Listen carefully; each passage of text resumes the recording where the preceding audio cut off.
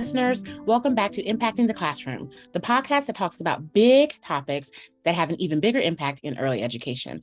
I'm your host, Marnetta Larimer. If you've been active on social media over the past few years, you may have come across teacher influencers, first on Instagram and now on TikTok. Today, we will be talking about the rise of the influencer in early childhood education and what their role should be in the conversations we're having about education. So, what's impacting the classroom? With me today are Arielle, who you may know as Miss Frazzled. I'm sorry, Mrs. Frazzled, because she got married, and Miss Redacted. Welcome, ladies. Thank you. You want to tell us a little bit about yourselves before we get started? Sure, I can start. I'm Miss Redacted. I'm no longer in the classroom. I taught early Head Start, which is really little kids aged like 6 weeks to 3 years for a year. And then I taught high school 11th grade US history for 2 years. And Miss Fraz and I have a podcast together. I also now teach history classes on Twitch. So even though I'm no longer in the classroom, I still feel deeply connected to education. Thank you. I'm Arielle, Mrs. Frazzled. A lot of you probably have seen me because I make videos on TikTok. I also talk about fun words that kindergarten students in my classroom make up. And I talk a lot about sort of the issues in education, giving a raw, real, and hopefully sometimes comedic look at the lives of teachers in and out of the classroom. I'm sorry, I'm just tickled because I saw some of your episodes and very entertaining. I can't wait for this conversation. Thank you. So let's start it off with an easy question, right? So we have seen a rise in educator influencers. What responsibility do they have to their audience, especially given the current climate of teaching? I think that's something that is on both Redacted and my mind a lot because it really varies on who you ask, obviously. But my personal view is that as teacher educators and influencers in the space, we have a responsibility to be honest, if nothing else, and also bring awareness to the issues in education, especially when you have a large platform. I don't think it does anyone any good to kind of just sugarcoat everything and make it all look sunshine and rainbows, because although that is a part of teaching and it's amazing, it's not the whole picture. And I think that social media in general does a really good job of showing the highlight reel. But for me, I feel that I personally have a responsibility to also show that there are challenges and that's very normal and that's okay. So for me, that's kind of what I think. Yeah, I really want to echo what Fraz said. And to me, it's all about being genuine, because when we talk about like the conditions of teaching and the things that are going on, that looks different for every teacher, for every grade level, for every subject, for all of that. So I think bringing, as a teacher influencer, your genuine perspective about what you're experiencing, what your students are experiencing. And the other like flip side of that is on how to solve some of these issues, is that I never think it's productive for a teacher influencer to be talking about something just because they feel like they need to say something about it, or just because they feel like it's a statement they should talk about if they don't actually care about it. So I think for people to really find the things that are important to them, like I taught history, and like history education and civics education is something that's extremely important to me, that I speak on a lot. It wouldn't be super impactful for me to be talking a ton about 5th grade literacy, because that's not something I'm particularly connected to. So I think teacher influencers finding what's genuine to them that they can make the biggest impact in is their responsibility, and making sure just like the basic of that, your language, the phrases you choose, the people you interact with are not bringing harm to anyone. What has been the most, you were talking about like the highlight reel, right? The hot topics is like what I might call it. So what has been the most challenging or controversial TikTok you've had based on the current climate, right? Like what's going on in the education field? So it's kind of ironic that you say this. I know it's a serious question, but I actually just had to delete a video because it was getting a little too like intense in the comments section, but it was over AirPods in the classroom. So like whether or not, like just my rules around kids wearing AirPods, and people were just getting extremely upset about it, which is interesting because I've noticed when I've made TikToks about things that you would think are more controversial, sometimes like it's less, but then the most random thing will get people so fired up that you're like, I was talking about laws and inequities and these things that have real disagreements, and you all are at each other's throats over AirPods. You think that that's more because it's comfortable, right? It's something that you can, right? Talking about inequity, right? You call yourself out based on your response, right? Or maybe you don't know how to respond. So perhaps And it's just. I think it's also the other creators and commenters feeling the freedom to say something about that. Because if you make a video about genuine inequity, for someone to disagree with you, they're going to need a pretty well-formed opinion or argument to have a productive conversation with you, as opposed to AirPods where they can just be like, you're actually ruining every child's life. Yeah. There's no depth to that, right? Exactly. Right? There's no layers to that. A lot of times the layered post, they get a scroll. Yeah. It may be a like, right? Arielle?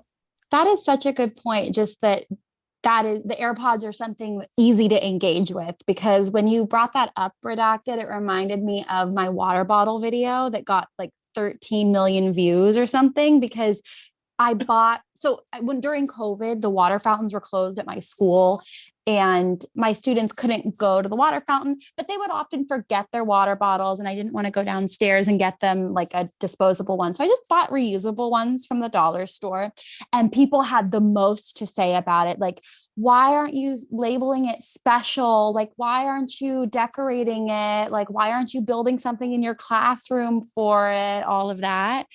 And it was really interesting because, again, like I definitely have hit on way harder topics. Like I mentioned earlier in our discussion, that I got myself doxxed during election season for mentioning in Mina Harris's comment section, I said, my students just love your aunt. Like, they were so excited to see her on the TV being elected vice president. Like, it was huge for them.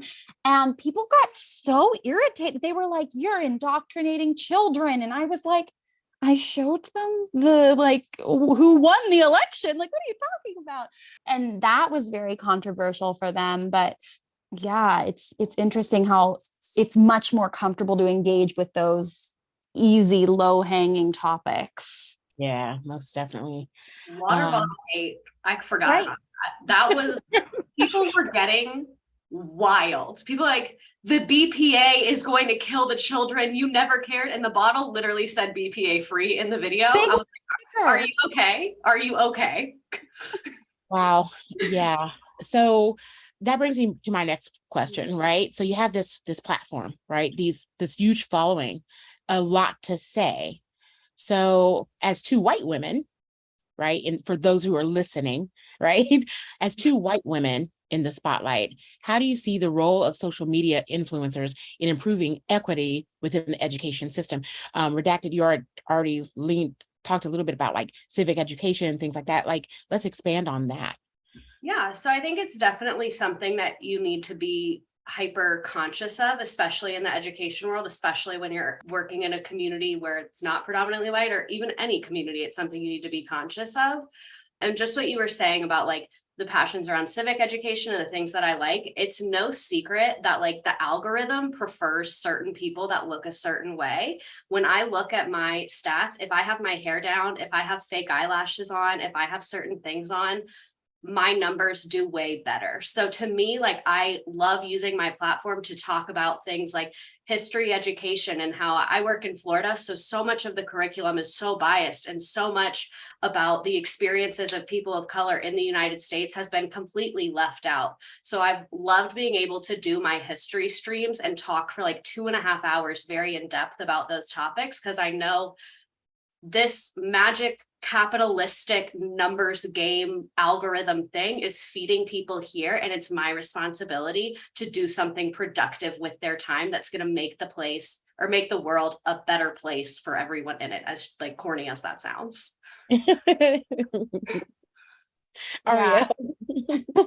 I think that we have a unique opportunity because not only are we educators in the space, we're also influencers. To echo what Redacted said, we know that the algorithms suppress people of color. We've seen it time and time again. We've seen the evidence for it. I think that we're seeing that mirrored in our schools. We know that the issues and the inequities are everywhere. And never has that been more clear than after COVID came and sent us all home, out of the classroom and into our homes. Being very intentional about which creators you interact with, because some creators might look so wholesome and great, but they have skeletons in their closet that are not hard to find. So being intentional about interacting and partnering with people that are creating an equitable and inclusive space, and then listening to creators of color and being intentional about including them in community, in conversation, in all of these things, because putting yourself in an echo chamber is not going to be helpful to anyone. And I think that is incredibly easy to do when you're on the internet, to put yourself in an echo chamber. So be willing to follow people that kind of make you be like, oh, should I have not said that at that point in time? Or should I have not done that? And be willing to learn from that reality, as opposed to just surrounding yourself with people that make you feel like everything you're doing is perfect and great and you're never harming anyone ever. Right. Because I mean, if you're doing all this equity work and it's a real passion of yours, right, you're holding yourself accountable to vetting the people that you're connecting to, because otherwise you're just really talking. It's just lip service, right? Mm-hmm. I really feel strongly about this, but I'm going to partner myself with someone who is the opposite, has the opposite belief system, right? Or moral compass that you are leaning into. Yes. And I think that social media is meant to be a community. And one thing, being intentional with your community involves not girl bossing and gatekeeping, in the sense that, like, I'm in group chats with people and we're very transparent about our pay, what we're paid. And we don't want anyone to get shortchanged, because we've also seen that BIPOC individuals are often shorted for the same exact deliverables as white, cisgender, thin individuals that are getting these brand deals. It's really important to me to surround myself with people that we can talk about things. I mean, if a brand is a little shady, we call out the brand and we let everyone know, hey, this happened. This was not cool. Just be aware of that. And I feel that that responsibility falls on us as individual influencers, because you're not going to see brands holding themselves accountable. The algorithm is not going to change. It's going to have to come from us, as sad as that is, but that's how we make changes, like together. And again, not falling into the echo chamber, which TikTok just makes it so easy to do. Yeah, well, I think a good example of that is Addison Rae, right? Who is a Louisiana person, right? Mhm. And, taking the dances, right? The creations of people of color and using that to elevate her status, right? And it took her to these wonderful extremes, right? And not really giving them the credit, right? Or the recognition or the acknowledgement of those dances. So that was a great example, because like then she showed up on TV and people are like, whoa, hold on. Right? Those aren't hers. It actually started over here, right? Yes. Is a That perfect. literally happened to me recently. I did an ad, like, no kidding. I did an ad and it was very well received. I don't think I can say what it's for because I signed a thing, but it was well received. It was about a government program for food. And another creator reached out to me and was like, hey, I've been making this content for like a year. And I actually was speaking to that agency and they said to me, hey, we're going to make an influencer program based on your content. Does that sound okay? And she was like, actually, no, like you'd have to buy that. That's my intellectual property. The campaign changed hands and it continued on without her. So myself, her, and another group of influencers were all put on the same campaign that was based on her intellectual property. And when she reached out to me and was like, this is what's going on, I was like, oh, no, no, no, no, no, no, no, no. So we have really been in communication about that type of thing, because it's just horrible to me that would, oh, she was Black and I'm white. So you go into the comment section, she's talking about the same government program that I am, but she's getting comments like, oh, this is a handout. This is, Right. a shame. And then in my comment section, same video, same campaign, I'm getting, oh, this is so wonderful. Thank you for bringing awareness to this. Thank you for normalizing this. And it's something that really, really deeply highlighted that for me. And I'm thankful that the conversation was had, but again, so upset that my new friend is experiencing this racism on the app. And it's just very prevalent. But if we don't talk about it again, we're not going to be able to address it and make change in the space, Yeah, that's some very overt bias, right? Oh, Like, yeah. From a like creator perspective, I'm really, really grateful for creators like Fraz that share these things, that have a bigger following than I do, because I haven't done a ton of brand deals and I so easily would have not connected those dots. So having people be transparent about this is how you vet these things, you have a responsibility to do this, and kind of showing the way to do this in a way that's going to help everybody and be a positive impact, and where people are getting the pay they deserve and are getting the recognition that they deserve, and being so intentional about the brands that you work with. Because I think for a lot of people, it can be, I don't want to say intimidating, but like if you've never structured a brand deal, you don't know how to look into that. Like you're not a manager yourself. So having creators be transparent about what that back end process looks like with each other, just like Fraz did with that woman who makes the similar campaign videos. but it's also, right, you're doing this and you're rising up. Like, I mean, you're doing it because you love it, right? You want to elevate your status. And so there's also this initial excitement. So you don't really think about it, right? It's just like, oh my goodness, yes, this company wants to work with me, right? Oh, I'm going to make some dollars, right? And so, it's hard to step back and be like, whoa, but really think about, what this entails and how it would impact really your reputation, right? And your followers. So so you talked about inequity in pay, right? And how you've been advocating for that. What are some other things around equity that you guys have been working on? One thing about equity that I found extremely interesting, especially since Fraz and I started doing the podcast, is how much inequity there is in American education by region. Even though, because I taught in Florida, Fraz teaches are in California, and I grew up in Georgia. So I've kind of interacted with a variety of school systems, and it's just completely shocking to me that a student in New York gets triple the amount of funding for their education per year than a student in Florida. And it's just insane to me that we live in a country that allows that to happen and is 100% normalized. And to hear that kids move out of one state and get to another state and are so behind and have learned completely different things and haven't been serviced the way they needed. So kind of hearing the submissions from people and hearing from a teacher in California has shown me like, even what I already knew is even more exacerbated and even more detail around that. Yeah, I totally agree with you. It's been really eye-opening just to be on social media in general. I started during the pandemic when we all went online, and I just was like, what's this TikTok app about?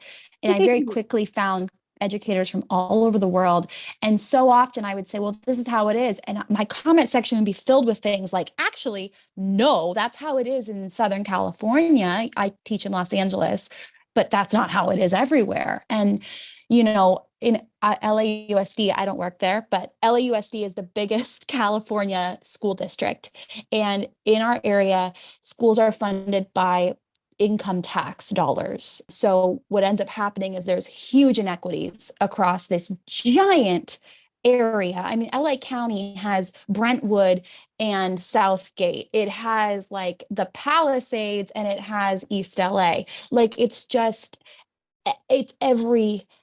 everywhere.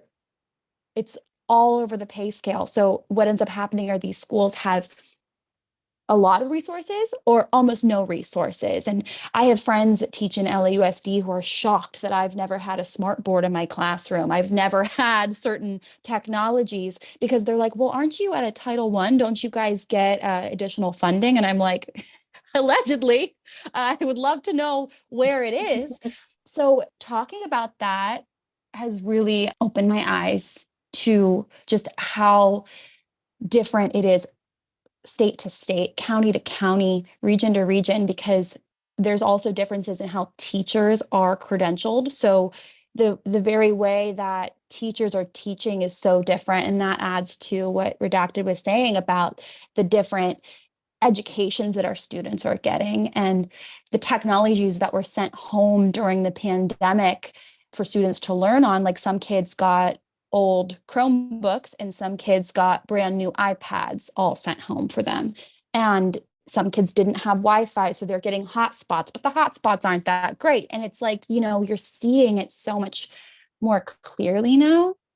But yes, it's just what you're saying is absolutely true, Redacted. Another example of inequity, this is one of my favorite stories to tell when talking about this, not favorite because it's good, but favorite because I think it's really emblematic, is inequity is really sneaky within school systems too. It's not always a budget item. It's not always a loud statistic, but one example is neither of these schools are schools that I worked at, but I just had friends, colleagues that were there. One school had a PTA that was in a very, very upper class area, even though it was a public school and got the same funding as the other public school. The PTA raised over 6 figures every year that they would put back into teachers' classrooms for technology. They paid for a new floor for the gym one time, some really incredible resources that the school needs. A school in the same district, not super far away, got all the same funding, was in a working class community. Those parents don't have thousands and thousands of dollars a year to put into a PTA. So those students didn't get those resources. So I think when you talk about education and equity, it's the same as any other inequity in US history or in world history, that it's deep, the roots go deep, and it's sneaky and it's insidious in the way that it plays out. That is a really good visual example. Thank you for adding that. And speaking with that, this is a great transition to the next question, right? We were talking about the educators, like the inequity in the classroom, resources, right? Like you're teaching, don't have what you need, right? Can't give children the same experiences as they can get other places. Do you think that social media and educator influencers are driving the conversation about like the teacher shortage and, the whys and the whats and how they could lift their voices, right? And like sound off for the educators? I think that is such an important question. And it's something that I know we Redacted and I grapple with all the time, because I think one thing that teacher social media does so often is highlights what can be bought with your own money, what can be done if you have a lot of free time on your hands. I mean, some teacher educators literally, or not teacher educators, teacher influencers are literally producing content in their house that they've designed to look like a classroom. So where that leaves a lot of educators is looking at this like, why doesn't my school have this? Why don't I have the time to give this to my students? What's wrong with me? What's wrong with like where I am? But really it's a facade. And when we're in this area of like highlighting inequities and raising voices of people that are marginalized, you're seeing people more concerned sometimes about their follower count or how they're perceived. And I think that that's really irresponsible, to be very like candid about it. I think that we have never been, especially with the teacher shortage right now, in a more critical moment to bring change to the education system in so many ways. But if we aren't talking about it, it's not going to get fixed, like I said before. But it doesn't mean that we have to be hopeless about it. It doesn't mean that we have to be doom and gloom all the time. I actually think that this could be a really hopeful moment. This could be a really beautiful time of like bringing about change. And it's only going to be that way, though, if we make it so. It's not just going to happen on its own, because social media does not reward talking about difficult topics. I don't know.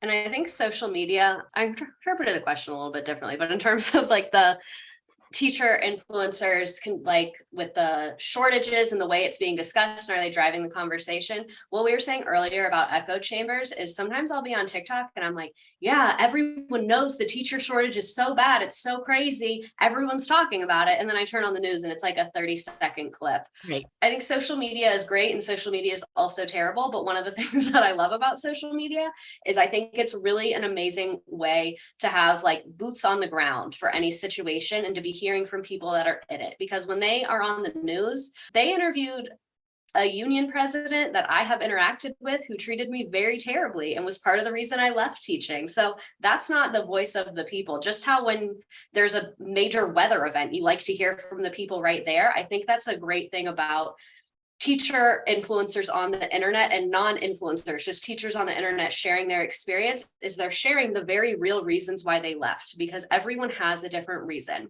I was very transparent on my account. I live in Florida. I was not provided a raise in pay, and the housing costs in Florida have gone up over 50% in the last 2 years. My rent went from $1,100 to $1,700. I could not stay living on that salary. And as that was my experience, different people left for a completely different experience. So I think the teacher, TikTokers, Twitter people, Instagram people, whatever, a really positive way they're driving the conversation is showing the variety of reasons that are leading to the teacher shortage, because there's no one reason. It looks different for every person in every classroom in every situation.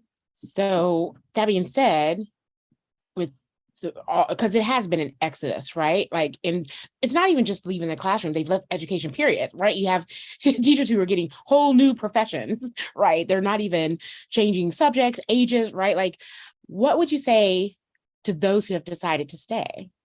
So to those who have decided to stay, I applaud you. I love you. I'm so proud of you. Like, thank you.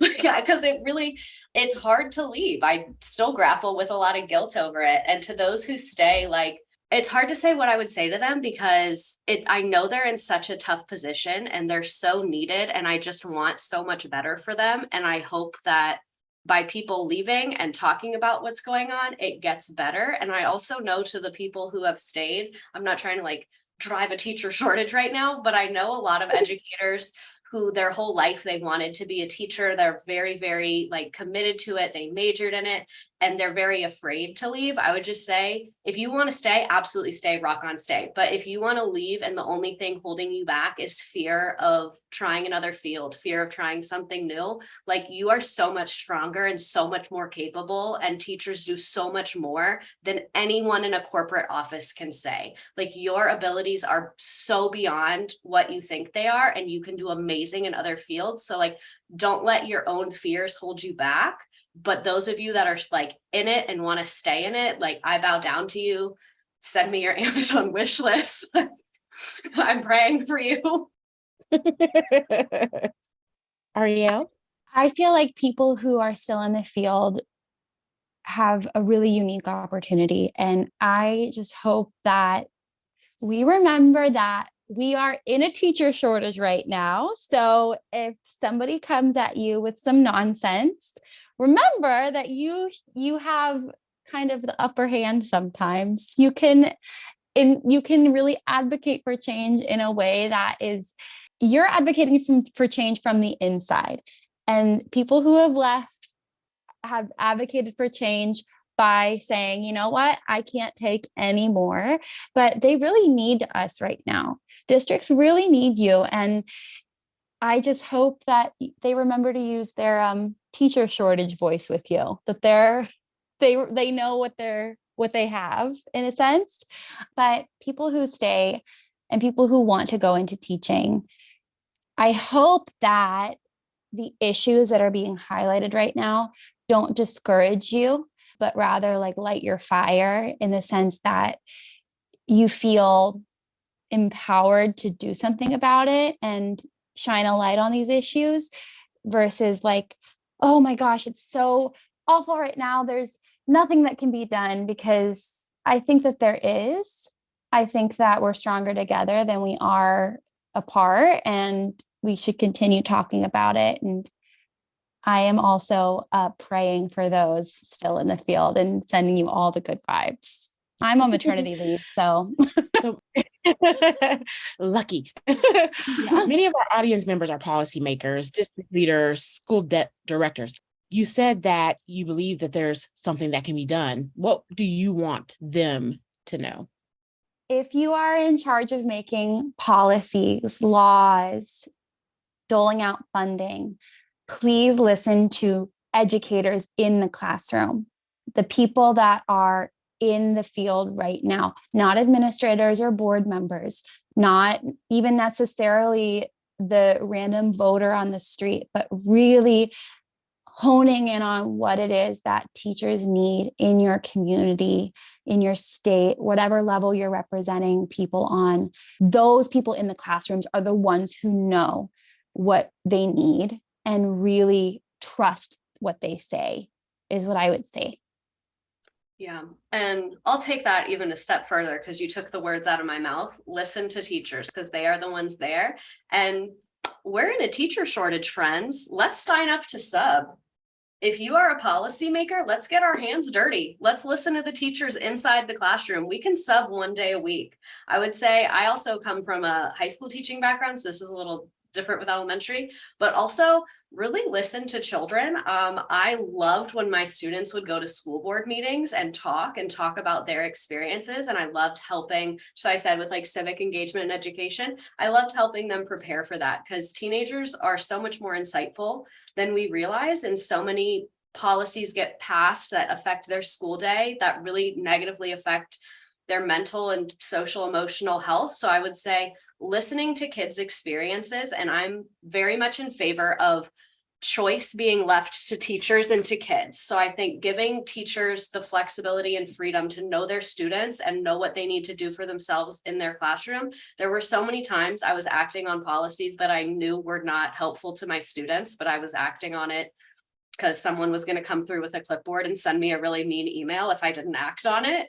So I would say listening to the people that are experiencing your policies and being willing to let a little bit of the control out of your hand. I know that's really scary, but teachers know what kids need, and not every kid needs the same thing. So there can't be a policy that's going to be perfect and encapsulate every single child's educational needs. Yeah, and administrators in particular hold a lot of that power. I know that it's hard because we're held to these rules by our administration, but administration is putting these things into place because their boss says, the school board says.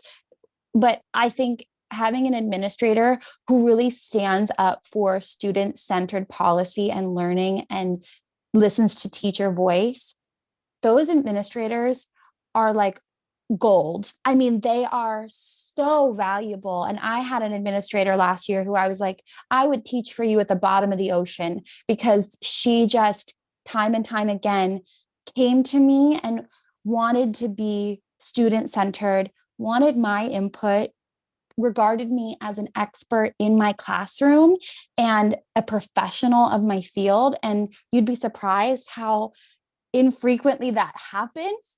And I just think that having some administrators who aren't afraid to get their hands dirty, I like the way you put that, that would be really valuable to us as teachers.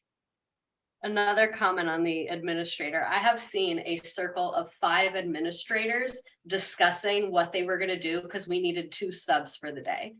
They were No, like, you didn't. "Who's gonna do it? What are we doing?" And I was there like with the printer, and I was like, if only there were 5 master's level certified adults standing in this room right now. I love what you said, Arielle. You know, here at class, we talk about interactions and how they are foundational, you know, to student success, right? And all those things. And that administrator, right, created, like, she valued you, you felt heard, you felt seen, she listened, right? So you had trust in her, you guys had this relationship, and you would do anything for her. Like, that's the power of interactions, right? And that just mirrors, right, parallels what we do here at class with teachers and children. I just had to throw that in there, plug, right? I also love the idea of the subbing, right? Because a lot of administrators are removed from that experience, right? And children, how they learn, grow, develop, and, you know, society and how it changes. What's happening in classrooms now wasn't happening when they were in classrooms, right? And there's a total different shift. And so I do think that subbing, doing some community, right, like maybe service days where you're in there getting your hands dirty, as you said, and really having some hands-on concrete experiences would be helpful for them to be more effective in their service right, in support of teachers in the classroom. But I digress. Nobody asked me that question. I just went ahead and did. So I'm No, guessing but that's great. I'm guessing with all of your comments, you're not sad about not returning to school in the fall. Arielle, I'll let you take that because you're on mat leave. I'm really sad. I am. I mean, I miss it so much. And I am one of the teachers that Redacted was talking about, one of those people that has always wanted to be a teacher. And the state of how teaching made me feel last year really broke my heart in a very unique way because it is my dream job. And I know that we shouldn't as teachers, but I have definitely made teaching kind of this integral part of my personality. My students are so important to me, and to not be in the classroom is something that's very challenging for me, something I'm grappling with as a new mom. But at the same time, I am thankful that I do have this opportunity on, podcasts and social media and all these different avenues to connect with educators and just try to elevate voices of people in the field and people who left and still talk about education, even though I'm not there. But yeah, I am sad, actually. It's hard. To echo the same thing, I was gonna let her go first on her mat leave, but I was absolutely heartbroken. When I left the classroom, it was extremely hard. And then I kind of was like, okay, I'm feeling better. And then when fall hit and school started, it just hit me like an absolute ton of bricks. And I'm in a place now where I don't regret my decision at all. And I have learned so much by being in a corporate role that it makes me so excited to eventually go back to teaching once it's financially viable for me, whether that's through doing something outside of teaching or something change happening within the pay structure here. But I also think I'm a big advocate of people who are not lifetime teachers being in the classroom. I think it's amazing for kids to hear from teachers that have experience from a variety of different fields and places. I think it's really great. So I'm excited to take what I've learned eventually and hopefully within the next couple of years go back into the classroom because there's no magic like it. Like as much as we say the administrators, it's so hard and the policies, and it is, and it's real and it's all of it, but like I don't know if other people feel this way, but if I'm in front of a room teaching children history, that is like where I know I'm right in the world. And it's the most magical feeling. It's like a high that you will never get in a cubicle. Yeah, Yeah. most definitely. I completely agree. When I go to do like a class observation or a coaching visit, I'm just like, the littles. I just want to jump in and do stuff. I'm like, oh, I really miss the classroom, right? There's nothing like it. Yeah. Nothing like it at all. Well, you guys, our time's up. Can you believe it went by really, really fast, right? I thank you guys so much for joining me today. Thank you for having us. I'm Yes, so thank happy to have you. this conversation. Me It too. was a great Great conversation. to be here. Wonderful. All right, guys. You can find today's episode and transcript on our website, teachstone.com/impacting. And as always, behind great leading and teaching are powerful interactions. Let's build that culture together.